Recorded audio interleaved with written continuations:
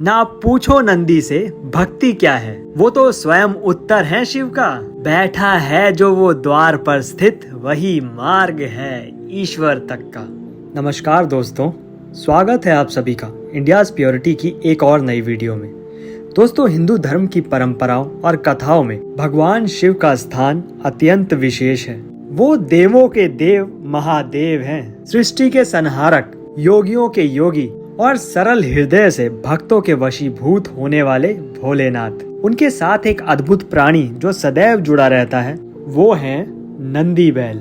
शिव के वाहन के रूप में प्रसिद्ध नंदी केवल एक सवारी नहीं, बल्कि शिव के परम भक्त, उनके गुप्त मंत्रधारी, द्वारपाल और उनके विचारों के संवाहक हैं। दोस्तों, ये कथा केवल एक बैल की नहीं, बल्कि भक्ति की पराकाष्ठा की है, जहाँ प्रेम, श्रद्धा और समर्पण ही साधना बन जाते हैं। पुराणों के अनुसार नंदी का जन्म ऋषि श्रीलाद की तपस्या स्वरूप हुआ था। ऋषि श्रीलाद एक महान तपस्वी थे, लेकिन वो संस्कारी जीवन का त्याग करके केवल शिव की आराधना करने के लिए लीन रहते।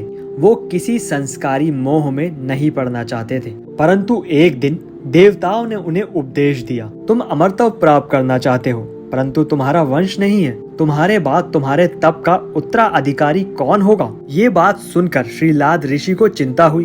उन्होंने महादेव की तपस्या आरंभ की। वर्षों तक जल, वायु और अंततः केवल ध्यान द्वारा वो शिव को प्रसन्न करने में सफल हुए। भगवान शिव उनकी भक्ति से प्रसन्न हुए और प्रकट होकर बोले, हे श्रीलाद, तुम्हारे गर्भ से नहीं, बल्कि तुम्हारे तप से एक दिव्य बालक उत्पन्न होगा, जो मेरा परम भक्त होगा। उस तप से एक दिव्य तेजस्वी बालक उत्पन्न हुआ, जिसका नाम रखा गया नंदी। बालक का चेहरा अत्यंत तेजस्मय था और उसमें शिव तत्व की छवि स्पष्ट दिखती थी। नंदी का बचपन अत्यंत साधुता से बीता। वो बचपन से ही योग, ध्यान और भक्ति में लीन रहते। एक बार ब्रह्मा जी ने नंदी के भाग्य की भविष्यवाणी की।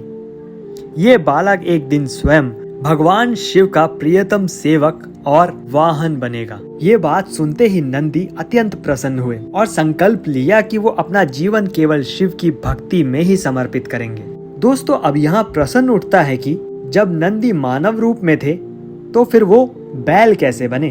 पूरी कथा के अनुसार एक दिन नंदी ने भगवान शिव से प्रार्थना की। उन्होंने कहा, हे प्रभु, मुझे ऐसा रूप दो जिससे मैं हर समय आपके समीप रह सकूं। मैं आपके चरणों का रक्षक बनूं, आपका वाहन बनूं। भगवान शिव ने मुस्कुराते हुए कहा, हे नंदी, तुम मेरे भक्ति के प्रतीक हो। बैल का रूप तुम्हारे धैर्य, शक्ति और निष्ठा का प्रतीक है, इसलिए मैं तुम्हें बैल का रूप देता हूँ और मेरे वाहन के रूप में तुम्हें अपनाता हूँ। नंदी केवल बैल नहीं है, वो भगवान शिव के शिष्य भी हैं। उन्होंने भगवान शिव से अनेकों ज्ञान, योग और तंत्र विद्याएं प्राप्त की। नंदी को ब्रह्म विद्या का ज्ञाता माना जाता है। उनके द्वारा दी गई शिक्षाएं अनेक शिष्यों ने ग्रहण की। दक्षिण भारत के कुछ शैव पंथों में तो नंदी को आदि गुरु माना जाता है। आपने देखा होगा कि कई शिव मंदिरों में दिखाया जाता है कि नंदी की प्रतिमा मंदिर के ठीक बाहर सामने की दिशा में स्थित होती है और उनका मुख सीधा शिवलिंग की ओर होता है। ऐसा माना जाता है कि जो भी भक्त भगवान शिव के दर्शन करना चाहता है, पहले उसे नंदी के कान में अपनी प्रार्थना कहनी चाहिए।